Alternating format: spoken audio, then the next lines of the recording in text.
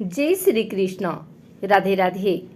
आइए सुनते हैं मोक्षदा एकादशी की कथा। अर्जुन ने उत्पन्ना एकादशी की उत्पत्ति, महिमा, महात्म्य आदि सुनकर श्री कृष्ण से कहा, हे परम पूजनीय भगवान श्री कृष्ण, हे त्रिलोकीनाथ, आप सभी को सुख व मोक्ष देने वाले हैं। मैं आपको प्रणाम करता हूँ। हे प्रभु, आप कृपा करने वाले हैं, मेरी एक जिज्ञासा को शांत कीजिए।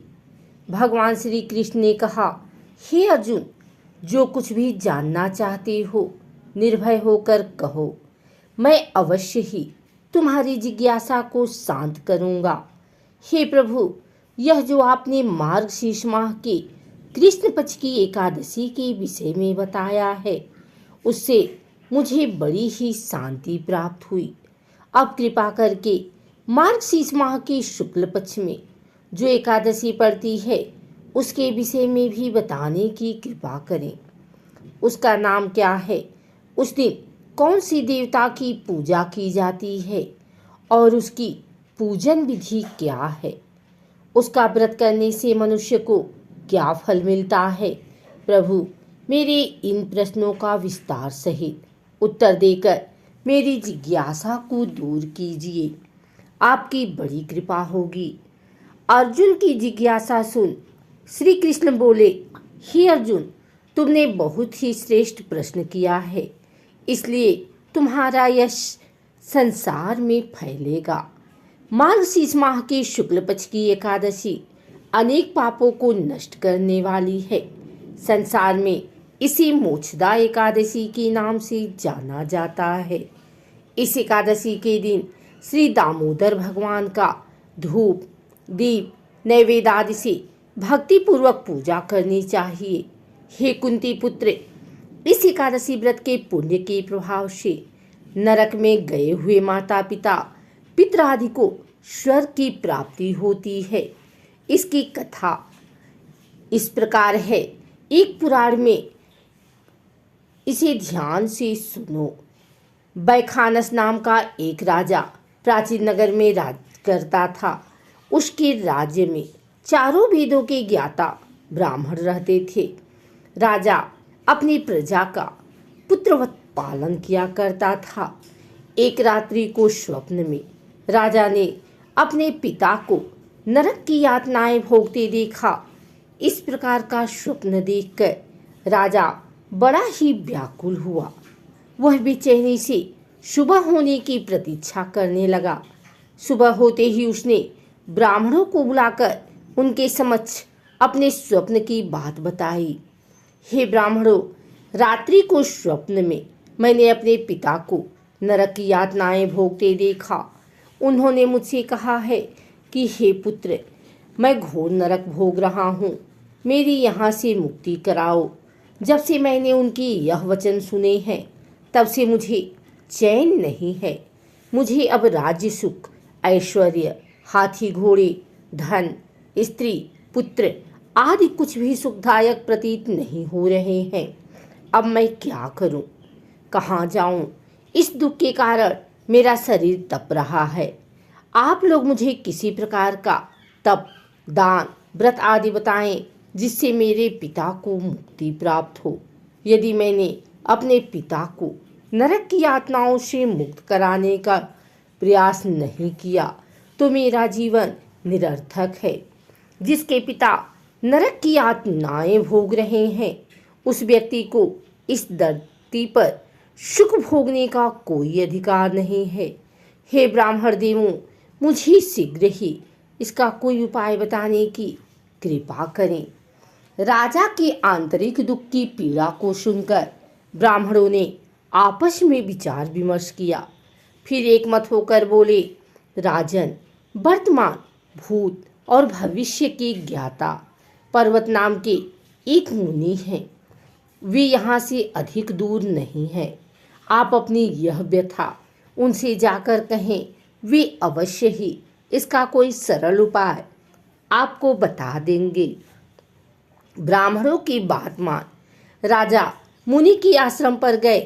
आश्रम में अनेक शांतिचित योगी और मुनि तपस्या कर रहे थे। चारों वेदों के ज्ञाता पर्वत मुनि दूसरे ब्रह्मा की समान बैठे जान पड़ रहे थे। राजा ने उन्हें दंडवत प्रणाम किया तथा अपना परिचय दिया। पर्वत मुनि ने राजा से कुशल क्षेम पूछी।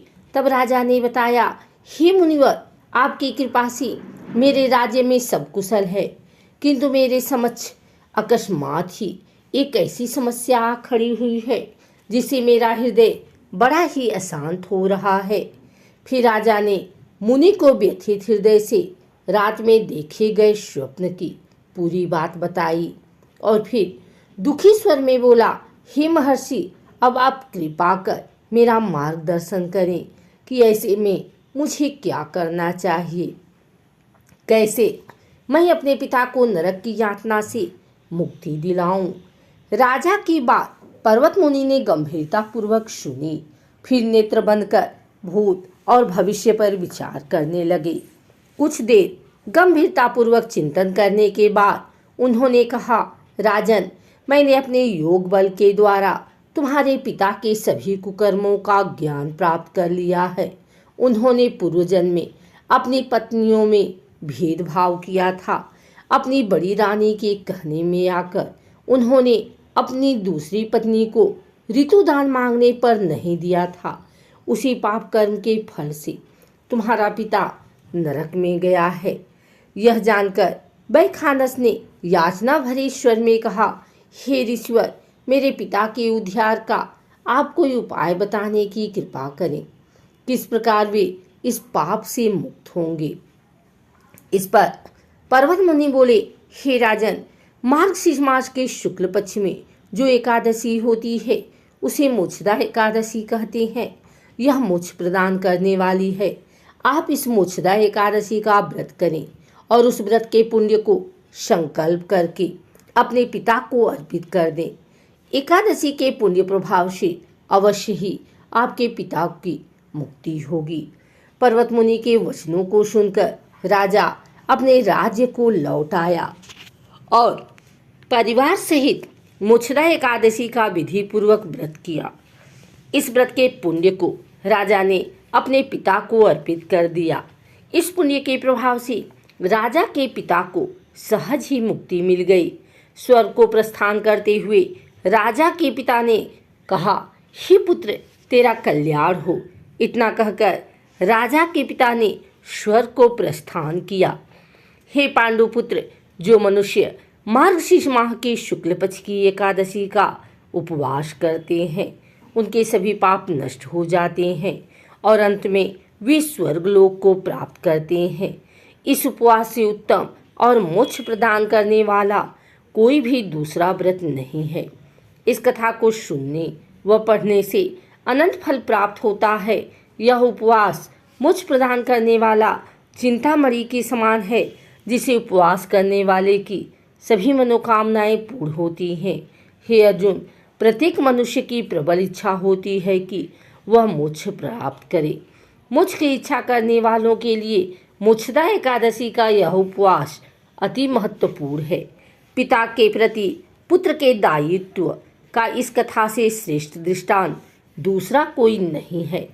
अतः भगवान श्री हरि विष्णु के निमित्त यह उपवास पूर्ण निष्ठा व श्रद्धा से करना चाहिए।